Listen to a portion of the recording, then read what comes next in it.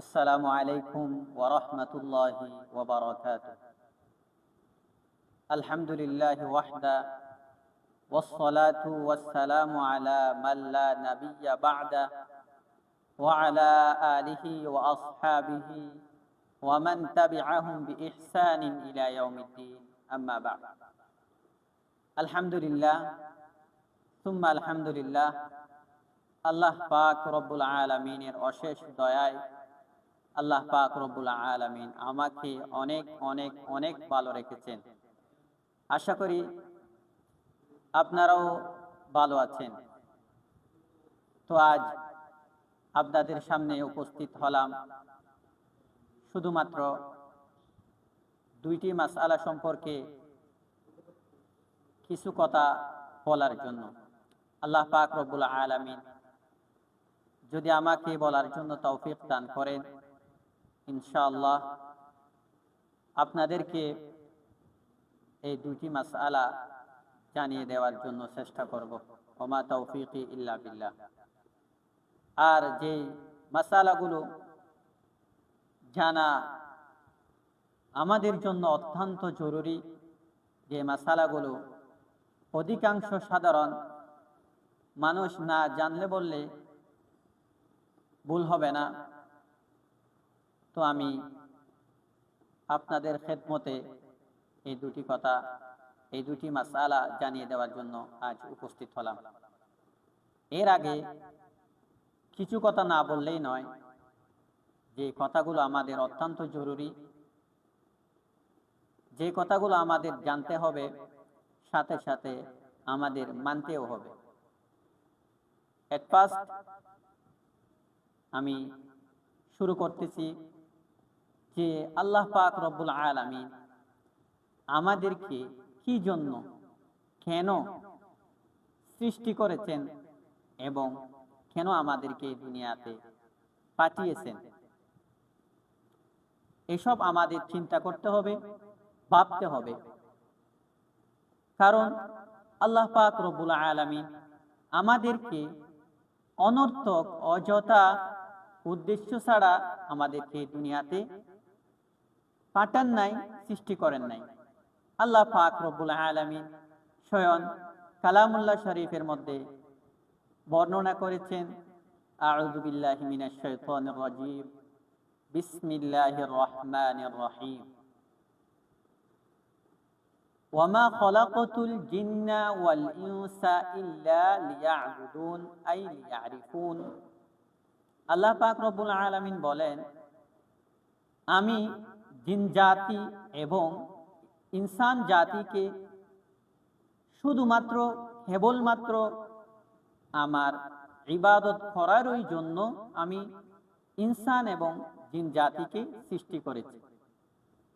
কি জন্য সৃষ্টি করেছেন? শুধুমাত্র আল্লাহর ইবাদত করার জন্য, উপাসনা করার জন্যই আমাদেরকে এবং জিন জাতিকে সৃষ্টি করেছেন।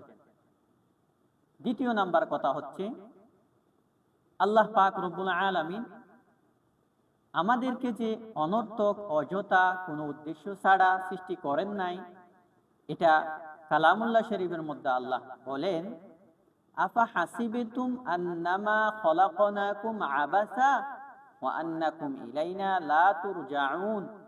আল্লাহ পাক রব্বুল আলামিন বলেন যে তোমরা কি মনে করো, ধারণা করো যে আমি তোমাদেরকে অনর্থক অযথা উদ্দেশ্য ছাড়া সৃষ্টি করেছি, এবং তোমরা কি এটাও মনে করছো যে তোমাদেরকে আমার নিকট ফিরিয়ে আনা হবে না? আদৌ না। অবশ্যই অবশ্যই আল্লাহ পাক রব্বুল আলামিনের দরবারে আমাদেরকে ফিরে যেতে হবে। কারণ আমরা এক সময় ছিলাম না, বর্তমান আমরা আছি, কিছুদিন পর আমরা চলে যাব। তো আল্লাহ পাক রব্বুল আলামিন আমাদেরকে যে অনর্থক সৃষ্টি করেন নাই, শুধুমাত্র ইবাদত করার জন্যই সৃষ্টি করেছেন, এটা আমাদের মাথায় রাখতে হবে। এ অনুযায়ী আমাদের কাজও করতে হবে। আল্লাহ পাক রব্বুল আলামিন ইবাদত করারই জন্য যেহেতু আমাদেরকে সৃষ্টি করেছেন, পাঠিয়েছেন, তো আমরা কিভাবে ইবাদত করব, এটা আমাদের জানতে হবে, মানতে হবে। সর্বপ্রথম ইবাদত করার আগে আমাদের ঈমান আনতে হবে। সর্বপ্রথম আমাদের ঈমান আনতে হবে। ঈমান ছাড়া যদি আমরা হাজারো হাজারো হাজারো ভালো কাজ করি, নেক কাজ করি, তাহলে আল্লাহ পাক রব্বুল আলামিন সেই ইবাদত কবুল করবেন না। এই জন্য সর্বপ্রথম আমাদের ঈমান আনতে হবে। যদি আমরা ঈমান না আনি, ভালো কাজ করি, নেক আমল করি, তাহলে আল্লাহ পাক রব্বুল আলামিন আমাদের নেক আমল, ভালো কাজ কবুল করবেন না।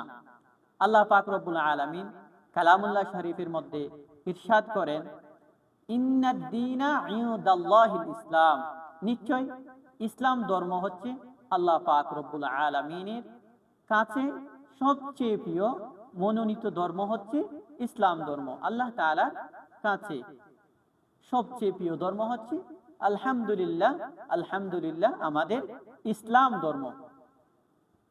এই জন্য সর্বপ্রথম আমাদের ইসলাম ধর্ম মানতে হবে, অর্থাৎ আল্লাহ পাক রব্বুল আলামিনের উপর আমাদের ঈমান আনতে হবে।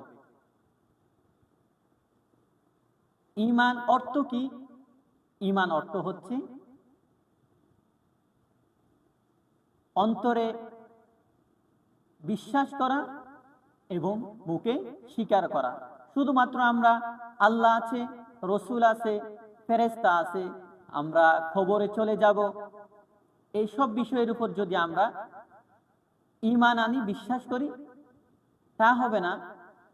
আমাদের মুখেও স্বীকার করতে হবে, আমাদের কার্যকলাপে যেন এটা পরিচয় পায় যে এই ব্যক্তিটি মুসলিম।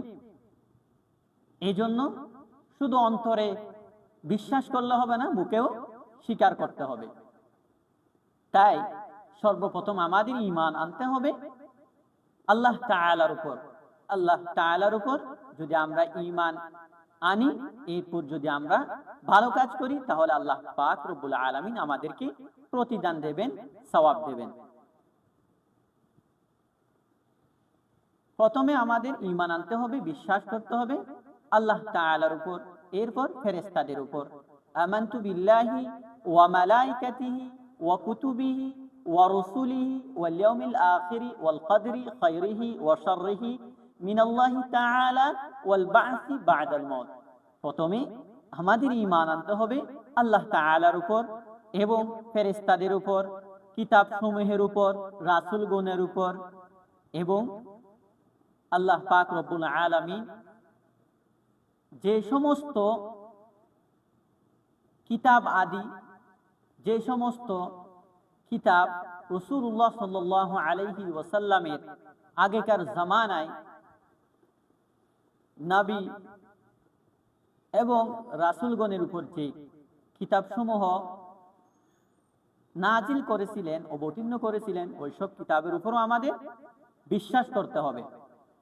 হ্যাঁ, অবশ্যই আমাদের ওই কিতাবসমূহের উপর আমল করা যাবে না, শুধুমাত্র কেবলমাত্র আমল করা যাবে পবিত্র কুরআন শরীফের উপর। কুরআন শরীফের উপর আমাদের আমল করতে হবে। অন্য সব কিতাবের উপর আমরা বিশ্বাস করব, কিন্তু ওই সব কিতাবের উপর আমরা আমল করব না। এরপর ভালো মন্দ যা কিছু হয়, ওয়াল কদরি খায়রিহি ওয়া শাররিহি মিনাল্লাহি তাআলা ওয়াল বা'সি বা'দাল মাউত। ভালো মন্দ যা কিছু হয়, সমস্ত কিছু আল্লাহ তাআলার পক্ষ থেকে হয়, এটার উপরও আমাদের ইয়াকিন রাখতে হবে, বিশ্বাস করতে হবে। ওয়াল বা'সি বা'দাল মাউত, এবং মৃত্যুর পর আমাদেরকে যে জীবিত করবেন, এই বিষয়ে এর উপরও আমাদের ঈমান আনতে হবে। তাহলে কথা কি হলো? আল্লাহর উপর বিশ্বাস করতে হবে, ফেরেশতাদের উপর বিশ্বাস করতে হবে, কিতাবসমূহের উপর বিশ্বাস করতে হবে, রাসূলগণের উপর বিশ্বাস করতে হবে, নবী রাসূলগণের উপর বিশ্বাস করতে হবে। ভালো মন্দ যা কিছু হয়, সমস্ত কিছু আল্লাহ তাআলার পক্ষ থেকে হয়, এইসব বিষয়ের উপর আমাদের ঈমান আনতে হবে। মৃত্যুর পর যে জীবিত করবেন, এইসব বিষয়ের উপর আমাদের ঈমান আনতে হবে। এরপর ঈমান আনার পর যদি আমরা নেক আমল করি তাহলে আল্লাহ তাআলা আমাদেরকে প্রতিদান দেবেন। এখন আমরা ঈমান এনে ফেলেছি, দ্বিতীয় নম্বর কাজ হলো আমাদের কি করা? নেক আমল করা। আল্লাহ পাক রব্বুল আলামিন কালামুল্লাহ শরীফের মধ্যে বর্ণনা করেন, ইন্নাল্লাযীনা আমানু ওয়া আমিলুস সালিহাতি কানাত লাহুম জান্নাতুল ফিরদাউসি নুজুলা। নিশ্চয় যারা ঈমান এনেছে এবং যারা নেক আমল করেছে তাদের জন্য জান্নাতুল ফিরদাউস। রাসূলুল্লাহ সাল্লাল্লাহু আলাইহি ওয়াসাল্লামের একটা হাদিস, রাসূল সাল্লাল্লাহু আলাইহি ওয়াসাল্লাম বলেছেন, হে আমার উম্মতেরা, যদি তোমরা জান্নাত চাও তাহলে তোমরা জান্নাতুল ফিরদাউস চাও। এটা হচ্ছে জান্নাতের সর্বোচ্চ মাকাম। এজন্য আমরা যখন আল্লাহ তাআলার কাছ থেকে জান্নাত চাবো, আমরা জান্নাতুল ফিরদাউস চাইব। তো আমরা ঈমান আনার পর নেক আমল করব, ভালো কাজ করব। কি করব? নেক আমল করব, ভালো কাজ করব। কি আমরা আমাদের মন যা চাই, আমাদের মন গড়া ইবাদত করব, ভালো কাজ করব? আদৌ না। যদি আমরা এরকম করি তাহলে আল্লাহ পাক রব্বুল আলামিন তাও কবুল করবেন না। ঈমান আনার পরও যদি আমরা নেক আমল করি তাহলে আমাদের মন গড়া নেক আমল করার কারণে আল্লাহ পাক রব্বুল আলামিন ওই ইবাদত, ওই ভালো কাজ আল্লাহ তাআলা কবুল করবেন না। আল্লাহ তাআলা আমাদেরকে সওয়াব দিবেন না, প্রতিদান দেবেন না। কেন? আল্লাহ পাক রব্বুল আলামিন আমাদের জন্য হযরত মুহাম্মদ সাল্লাল্লাহু আলাইহি ওয়াসাল্লামকে প্রেরণ করেছেন। কেন? আমাদেরকে ভয়ভীতি দেখানোর জন্য, আমাদেরকে দ্বীন শিক্ষা দেওয়ার জন্য। তো আমরা যদি আমাদের মন গড়া যা পাই তা করি তাহলে তো আল্লাহ পাক রব্বুল আলামিন কবুল করবেন না। আল্লাহ পাক রব্বুল আলামিন বলেন, কুল ইন কুনতুম তুহিব্বুনাল্লাহ, কুল ইন কুনতুম তুহিব্বুনাল্লাহ। হে নবী, আপনি বলুন, ইন কুনতুম, যদি তোমরা চাও, তুহিব্বুনাল্লাহ, আল্লাহ তাআলাকে তোমরা কি করো?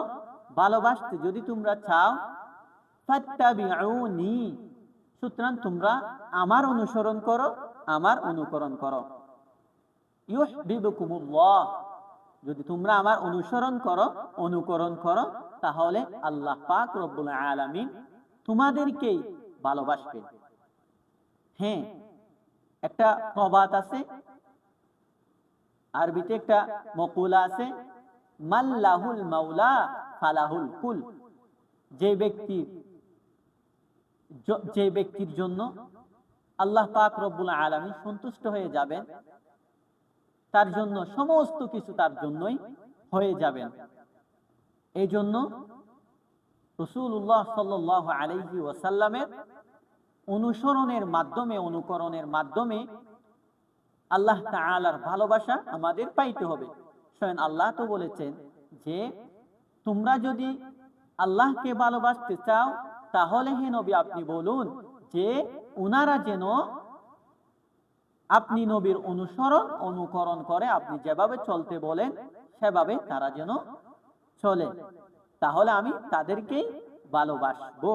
আর যদি আল্লাহ তাআলা আমাদেরকে ভালোবাসেন তাহলে আমাদের জন্য দুনিয়াতেও শান্তি, আখিরাতেও শান্তি অনিবার্য, আলহামদুলিল্লাহ। তো নবীর অনুসরণ, অনুকরণ করা আমাদের চলতেই হবে, অন্যথায় আমাদের কোনো উপায় নাই, কোনো উপায় নাই। রাসূলুল্লাহ সাল্লাল্লাহু আলাইহি ওয়াসাল্লাম যে সমস্ত কাজ, যে সমস্ত কথা আমাদেরকে যেভাবে শিখিয়েছেন সেভাবে আমাদের শিখতে হবে, করতে হবে, মানতে হবে। ঈমান আনার পর নেক আমল, ভালো কাজ আল্লাহ তাআলার কাছে সবচেয়ে প্রিয় ভালো কাজ হচ্ছে যে নামাজ। সবচেয়ে ভালো কাজ হচ্ছে যে নামাজ। রাসূলুল্লাহ সাল্লাল্লাহু আলাইহি ওয়াসাল্লামের কাছে যখন জিবরাইল আলাইহিস সালাম দ্বীন সম্পর্কে, ইসলাম সম্পর্কে জানার জন্য আসছিলেন, রাসূল সাল্লাল্লাহু আলাইহি ওয়াসাল্লামকে ইসলাম সম্পর্কে জিজ্ঞেস করছেন, ইবাদত